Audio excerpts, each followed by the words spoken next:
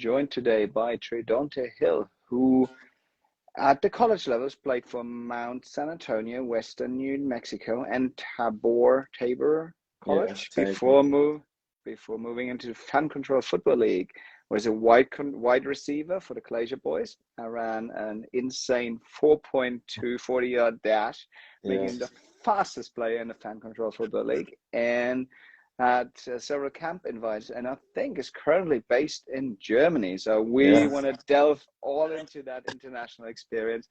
And before we delve into where it started, I want to also make sure that our audience is aware of your experience store on the SPRTER app, where Treydonte is selling some really cool experiences, secret handshakes, Zoom calls, that type of stuff. So really check it out, follow him over there. But let's delve into it. How did it all started? How did you become really good at football? When my granddad took me out to race a kid when I was probably like 4 or 5 years old, he had me come out in the middle of the season. My granddad takes me out there and he tells me that I beat the kid, the fastest kid on the team, then I'll be able to join the team. And he told the coach he would pay the fees up front. I ran to the fence and back, and as we crossed paths coming back, I figured out I was pretty fast. They put me in the game a couple of times to run on the outside, and all I knew was get to the other side and I would score, So I think that's what started my love for the game. And when I found out I was really good, maybe college, playing at Mount Sac, learning how to basically the concepts and the way the game works and learning each position and knowing what each person has to do, that's when I figured out I was pretty good. And that, what's that moment looking like? Look, yeah, I mean, you're playing at college. That already means, yeah, I'm good. But you just said that's when I realized, like, what's that? It's like, hey, was that a specific moment, or when you stood back and looked at it, it's like, I'm actually good at this? Yeah, it probably is. Uh, so we run one-on-ones as wide receivers. Okay, Yeah.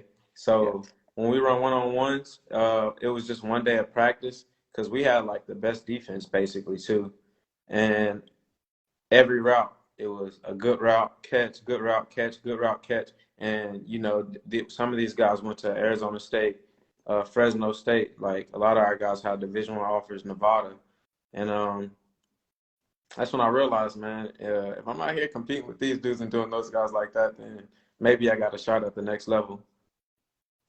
And that's really interesting how it was like they went to Arizona, but how did it then go from, yeah, I'm playing college to, hey, I could make some money off this. I could play in the Fan Control Football League. Now you're overseas.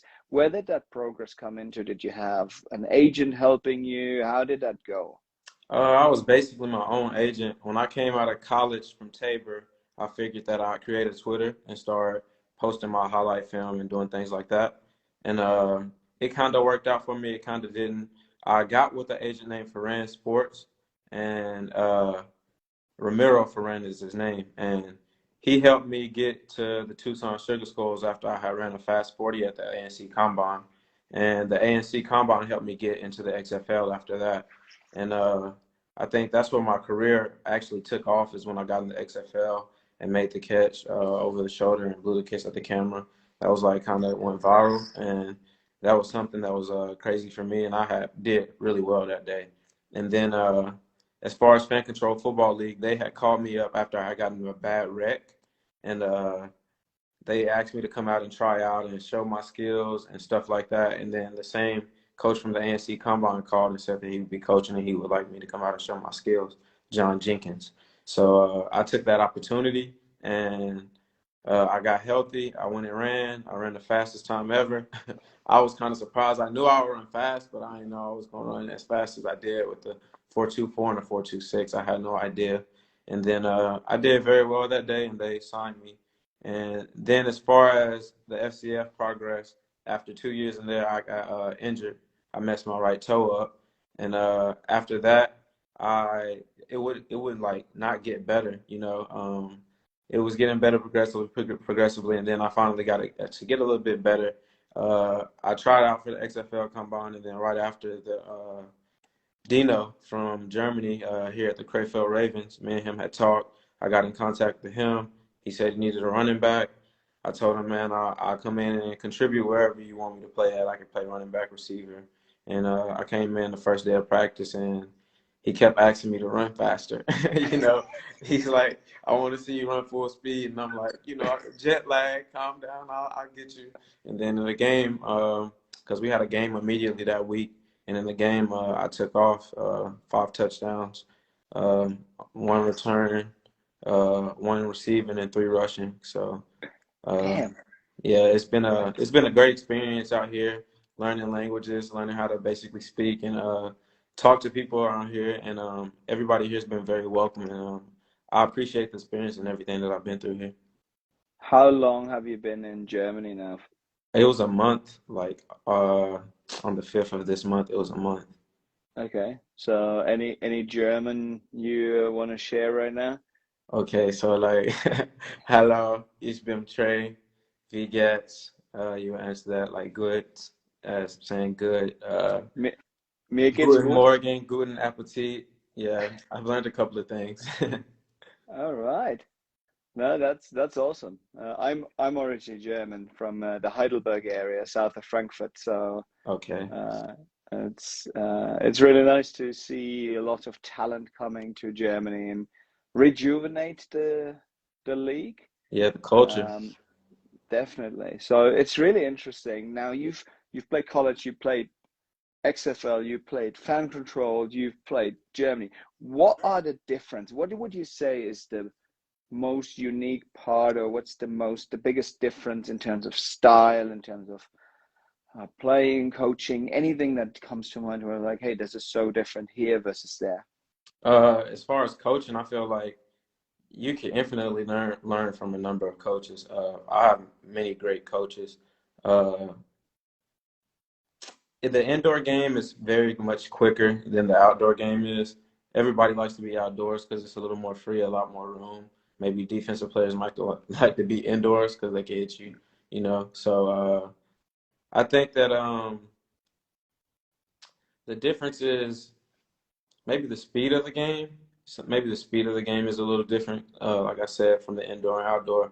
But XFL is a little more faster outside, of course. But I think the concepts and things that we have going here at Crayfield is a little different maybe than what other teams got going at other places. I think the design and the knowledge that they have and they spread is very good. And I feel like that they're always trying to help the player grow. If you pay Hmm. attention and you listen, you could be the best player or whatever it may be over here as an American, right?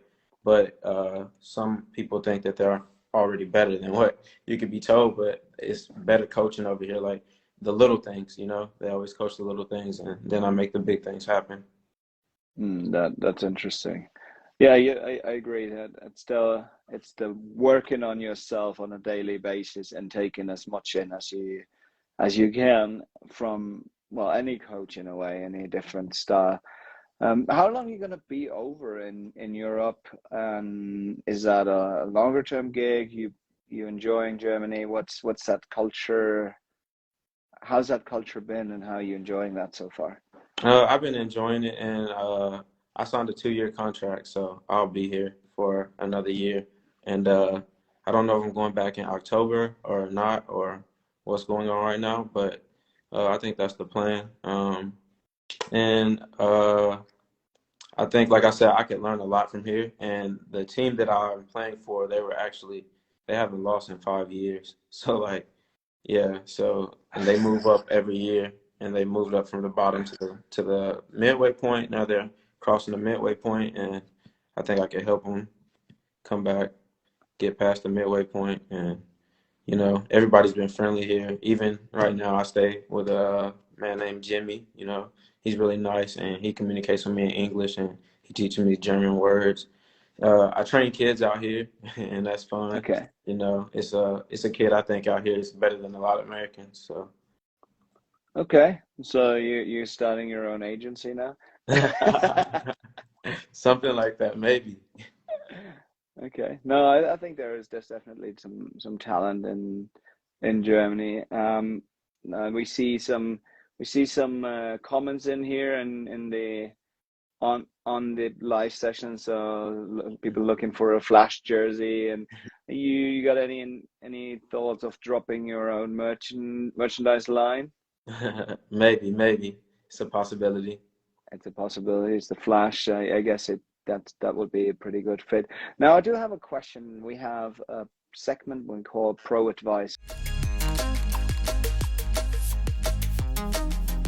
Our audience to send in questions to ask you.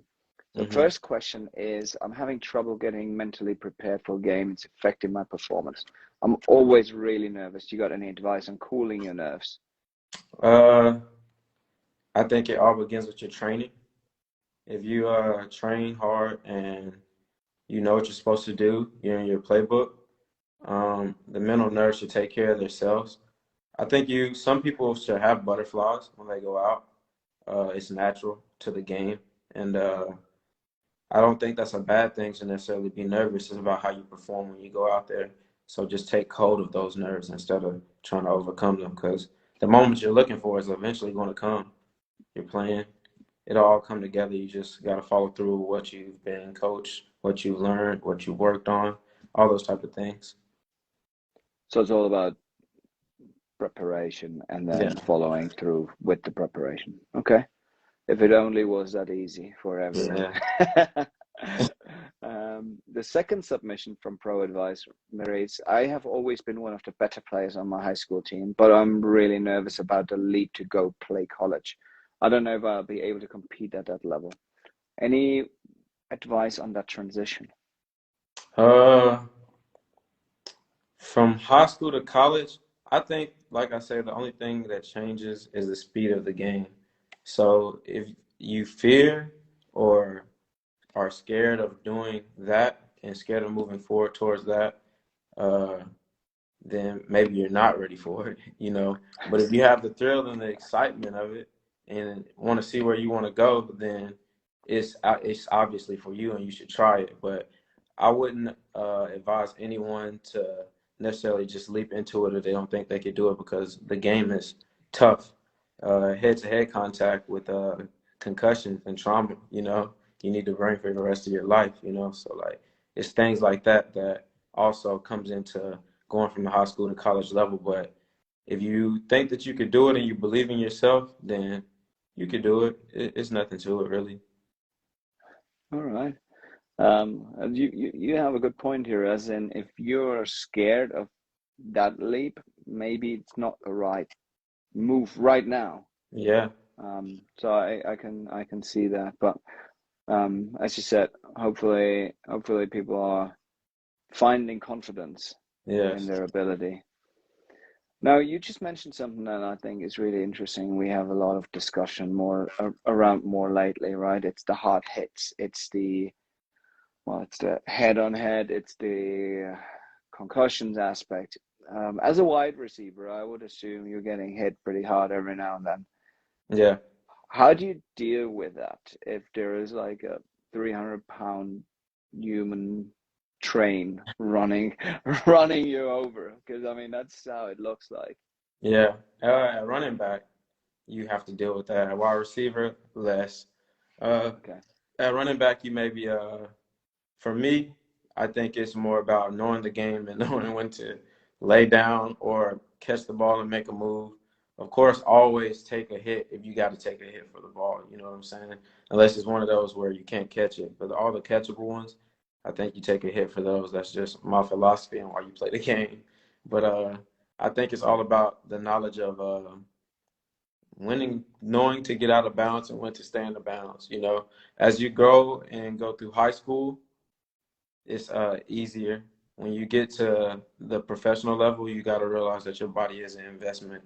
So that's the biggest thing. So I think that especially running between those gaps as a running back, like I said, you have to know how to finesse and get your body around and make the move to get forward and fall forward, as well as take on contact. I mean, usually I never hit with my head. So that's a big deal. You hit with your shoulders. Okay. No, that makes a lot of sense. And I guess that's one of those aspects that it's not just about seeing where to catch a ball, but then also looking at how to avoid those tackles that are helping you in the long term. Yeah. Right. As in, it's like It's about, in this game, it's very much about, as in any other game, it's about staying healthy, but particularly in a game where you're getting hit so hard. Yeah. Now, where do you see the game has changed over the last years in terms of concussion awareness, concussion treatment? Has it changed? Has it not changed? Are we doing enough? Yeah, I think we've obviously preached don't use your head enough. We know that now, and we especially preach don't use the crown of your head. It's a penalty in every league, you know. So, I mean, I feel like it's been preached enough, and now they're coming out with the helmets that show you got a concussion or not. You know, you see Patrick Mahomes in the new generation helmet, you know. So it's different stuff like that I think that they're preparing for. But mainly it's about not using your head as they preach and coach. Hmm. Okay. So following with that, and you've seen a lot of change, and that's good to hear. Yeah. That that is communicated as well. Now, we've had lots of different aspects, right? Lots of different leagues, as I said earlier, XFL, Fan Control Football League. Those different formats, particularly for the Fan Control Football League, where the fans are actually making the calls.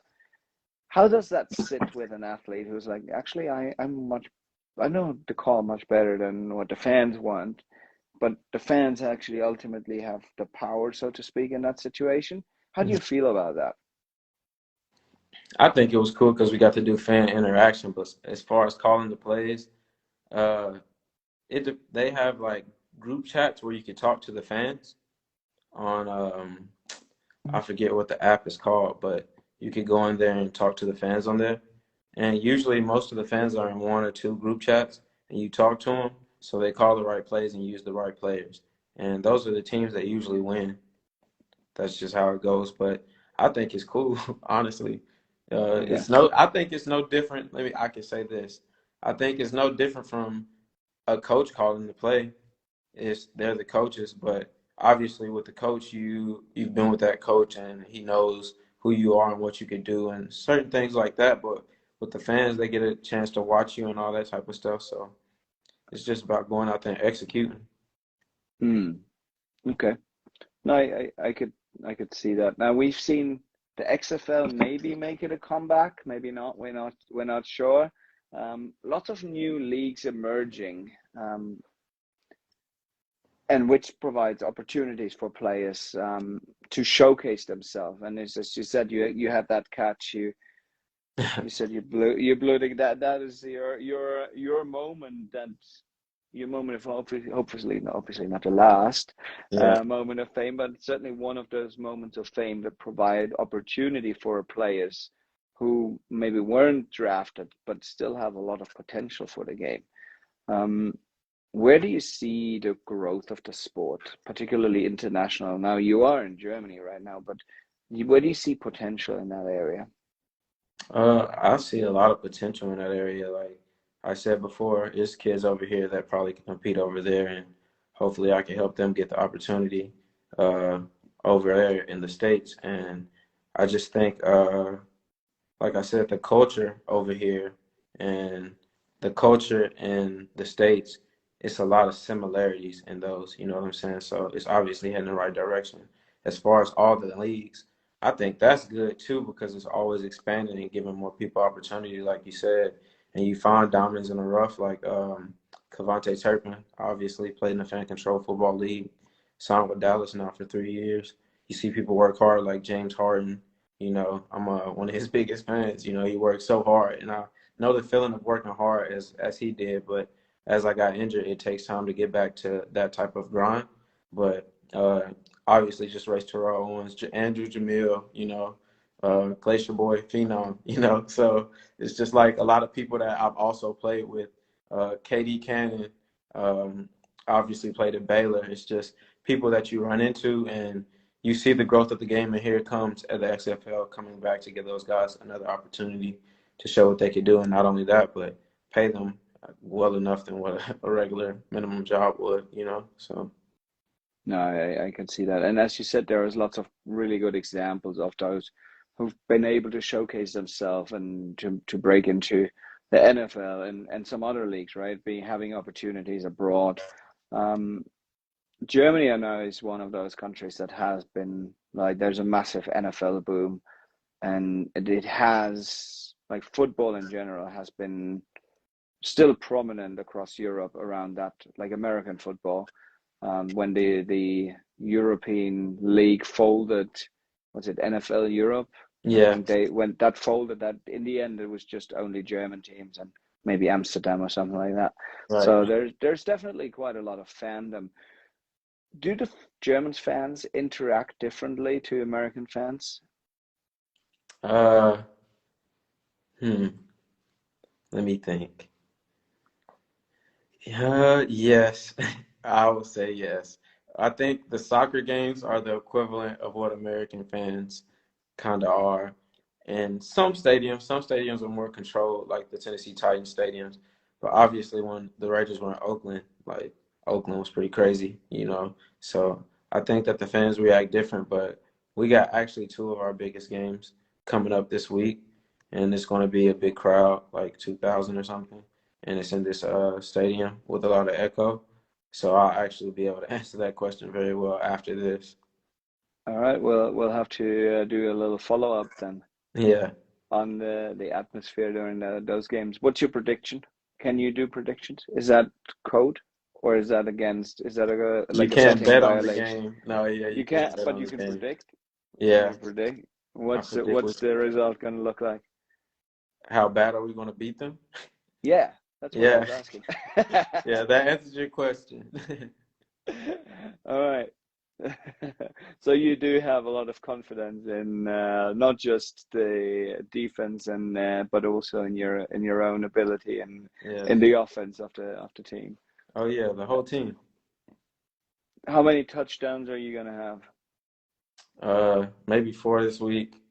Maybe 6 next week. All right. Yeah. So you're looking at a pretty good game. Now, one thing that I wanted to delve little bit into as well is the aspect of a role model and as an athlete. And particularly you have on the SPRTER app, you mentioned that you care about kids, you care about, this giving back to the community.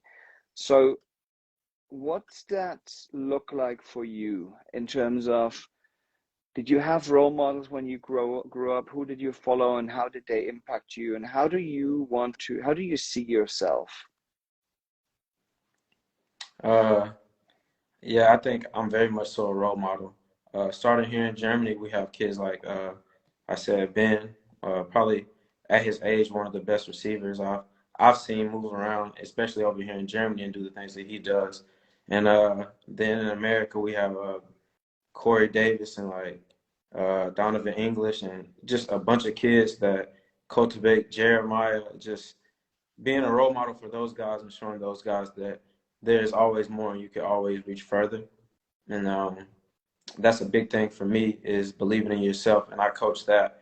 As far as me having role models when I was younger, I really didn't have role models that showed me the game or showed me like, oh, you could do this or make it this far. I've made all those steps and bounds on my own, and I just believed in myself. So that's basically what I coach. So if I'm training a kid, it's not necessarily me training a kid because I feel like training someone is always just pointing and telling them what to do. That's what a lot of trainers do.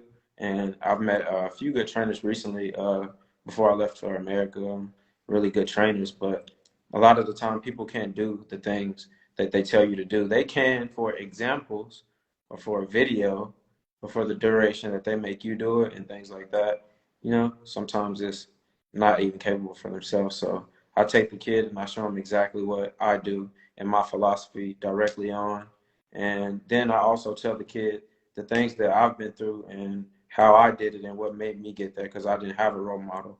And I always Mm. like coach and preach that at all times. And it's not like I tell them like, oh, woe is me, help me. No, it's not. It's never I need help or it's never anything like that. It's always do it for yourself and don't do it to copy anybody else or don't do it because I did it. I teach you my game. I teach you everything that I know. Then go out and do it in your own way. You know, so that's exactly what I coach and teach and just how it's directed me and I've directly impacted kids with it.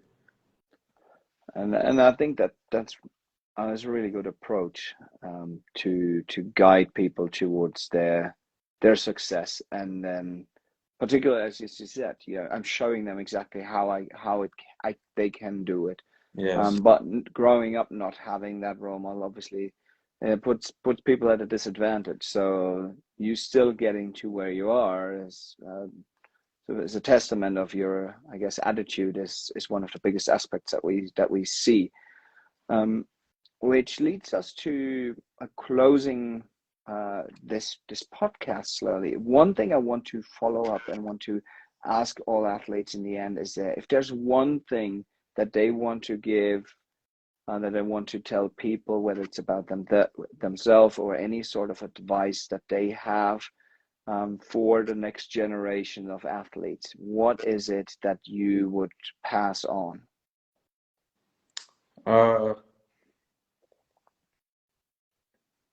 The respect of the game. The game was played before you, many years before you. So respect the game and process it out. That's just how it goes. And as you continue to grow in whatever level you're on, give back. Giving back even help you learn some things all the time. Every time I learn things from kids. It's kids that I've met that's been through harder times than me, and that just helps me, I feel like, grow as a man, because this kid who has nobody in his family or nobody in his life really trying to do for him is looking up to me as an example. So at all times, you just got to set the right example. I mean, I don't know why you wouldn't. Everybody has their own personality and they can be themselves. What are you really doing in life? Nipsey says the highest human act is to inspire. And I think that sums that up pretty well. Wow, that's powerful. I appreciate that. That's a really powerful statement. With that, I want to be really cognizant of your time. I also want to remind our audience of the experience store that you have set up on the SPRTER app. Feel free, make sure to connect with Treydonte on there and follow him on all of the socials at FlashHill14. And we're going to link you out. Going to have this uploaded on YouTube, Spotify, all of your favorite, wherever you get your podcast platforms from. And we're going to follow along. I'm looking forward to 4 touchdowns this week and 6 next week. Yeah, I got you. All right. Thank you so much for joining us on the SPRTER Podcast. Have an awesome day and take care of yourself. Bye.